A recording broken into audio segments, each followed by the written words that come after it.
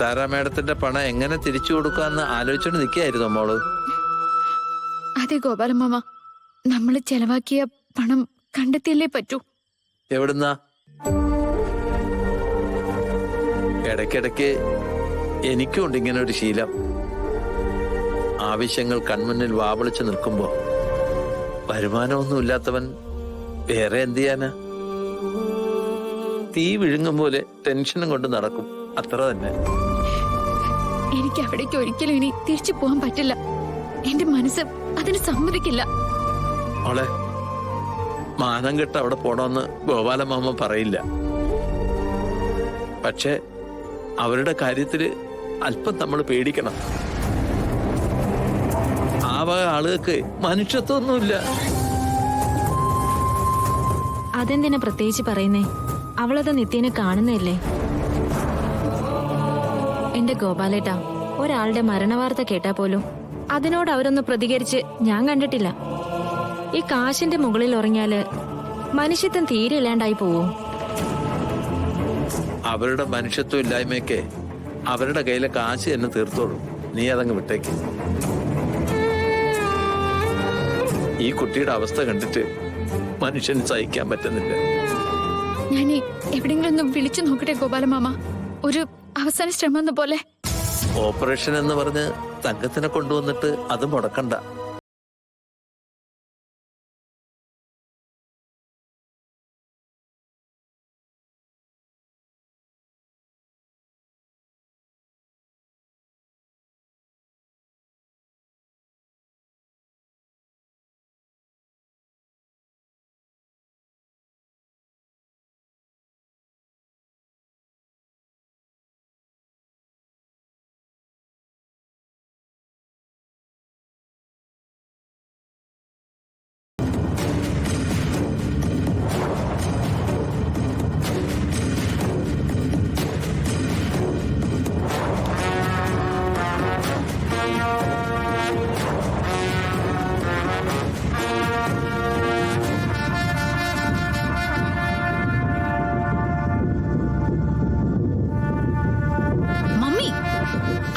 അവളുടെ അമ്മയുടെ അഭിമാനത്തെ കുറിച്ച് പറയുന്നത് കേട്ടില്ലേ?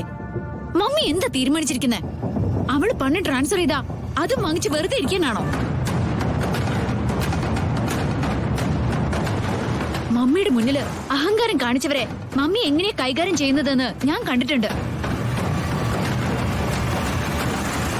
അതുപോലെ തന്നെ ആയിരിക്കണം അവക്കും. അവളും അമ്മയും ഈ സിറ്റിന്ന് അഭിമാനത്തോടു കൂടി മടങ്ങരുത്. അല്ലെങ്കിൽ കൊന്നു കളയണം രണ്ടിനെയും. ഗാഥ മാഡം, കൃഷ്ണ അപ്പോഴത്തെ സിറ്റുവേഷനിൽ അങ്ങനെ പറഞ്ഞു പോയെന്നേ ഉള്ളൂ. അല്ലാതെ അവൾ ആരെയും വെല്ലുവിളിച്ചതൊന്നുമല്ല. സിനിച്ചേച്ചി എന്തിനാ അവളെ ന്യായീകരിക്കുന്നേ? ഇന്നലെ വന്ന് കയറിയ അവളാണോ, അല്ലെങ്കിൽ ഇത്രയും കാലം ശമ്പളം തന്ന മമ്മിയാണോ നിങ്ങൾക്ക് വലുത്? മാഡം, ദേഷ്യം നിയന്ത്രിക്കണമെന്നേ ഞാൻ പറഞ്ഞുള്ളൂ. നിങ്ങളെക്കാൾ വലുതായി ഞാൻ വേറെ ആരെയും കാണാറില്ല. എങ്കിൽ ഇക്കാര്യത്തില് സിനിച്ചേച്ചി മിണ്ടരുത്. മമ്മിയുടെ തീരുമാനം പറയട്ടെ. മോളെ, ഒരു തീരുമാനം എടുക്കുന്നതൊക്കെ വളരെ എളുപ്പമാണ്. എതിരാളികളായിട്ട് നമ്മൾ അവരെ തീരുമാനിച്ച പിന്നെ അവർക്ക് പിടിച്ചു നിൽക്കാനും പറ്റില്ല. പക്ഷേ അവൾ അങ്ങനെ പൊക്കൂടാ. മമ്മി, എന്റെ മുന്നിൽ വേറൊരു വഴിയില്ല കുട്ടി. നിന്റെ ജീവിതം സേഫ് ആക്കാൻ വേണ്ടിയിട്ടാണ് ഞാൻ ഇതൊക്കെ ചെയ്യുന്നത് തന്നെ. നിനക്ക് വേണ്ടി ഒരാളുടെ മുന്നിൽ താഴ്ന്നു കൊടുക്കേണ്ടി വന്നാ ഞാൻ അതും ചെയ്യും. ഞാൻ അതിന് സമ്മതിക്കില്ല. അവൾ ഇനി ഇങ്ങോട്ട് തിരിച്ചു വരുന്നത് എനിക്ക് ഇഷ്ടമല്ല. അതിനുവേണ്ടി മമ്മി സിനിച്ചേച്ചും അവളോട് റിക്വസ്റ്റ് ചെയ്യാൻ പാടില്ല. നവീന്റെ ഒപ്പം ജീവിക്കണമെന്നില്ലേ നിനക്ക്? മോളുടെ എല്ലാ ആഗ്രഹങ്ങളും നടത്തി തരുന്ന എനിക്ക് ഇതും കൂടെ നടത്തി തരണം. നിന്റെ ജീവന് സുരക്ഷിതത്വം ഉണ്ടെന്ന് എനിക്ക് ഉറപ്പ് വേണം. അതിന് അവള് വന്നേ പറ്റൂ. ഇക്കാര്യത്തിൽ മറ്റൊന്നും മോൾ ഇനി പറയണ്ട.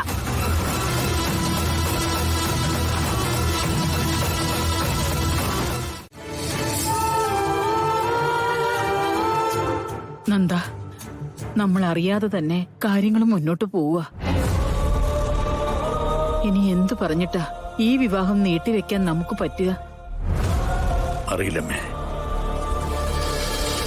സൂചനകൾ അനുസരിച്ച് ശാപം തന്ന ആ കുടുംബത്തിലെ രക്ഷകയായ പെൺകുട്ടിയാണ് കൊച്ചുമകന്റെ ഭാര്യയായി കളരിക്കൽ തറവാട്ടിലേക്ക് എത്തേണ്ടത്. സിദ്ധം പറഞ്ഞ ആ പെൺകുട്ടിയെ കണ്ടെത്താനായിരുന്നെങ്കിൽ ഒരു പ്രതീക്ഷയുണ്ടായേനെ. അക്കാര്യത്തിലാവുന്നത്ര ശ്രമിക്കുന്നുണ്ട്, പക്ഷെ ഒന്നും ഫലം കാണുന്നില്ല. പേടിച്ച് പേടിച്ച് അവസാനം കീഴടങ്ങേണ്ടി വരുമോ നന്ദ? ഈ തറവാട്ടിൽ ഇനിയൊരു ദുർമരണത്തെക്കുറിച്ച് ഓർക്കാൻ വയ്യ.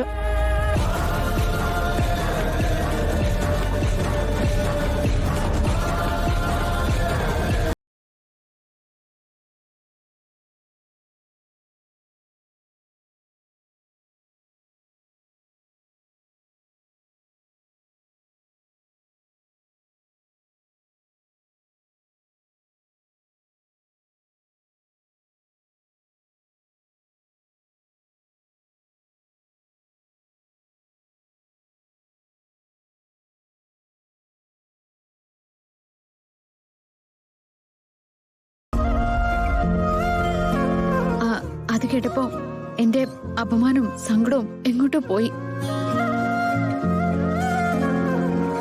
അമ്മയെ ജീവിപ്പിക്കണമെന്നൊരു തോന്നല് മാത്രമായി. കുറച്ചു നാള് സഹിച്ചാ പോരെ മോളെ. അത് കഴിഞ്ഞാ നിനക്ക് അമ്മയും കൂട്ടി നിന്റെ വഴിക്ക് പോവാലോ. അതെ, ഏതായാലും പോവാൻ തീരുമാനിച്ച സ്ഥിതിക്ക് ഇനിയിപ്പോ വൈകിക്കണ്ട. രണ്ടാണ് പെട്ടെന്ന് ഇറങ്ങാൻ നോക്കും. കൃഷ്ണേ,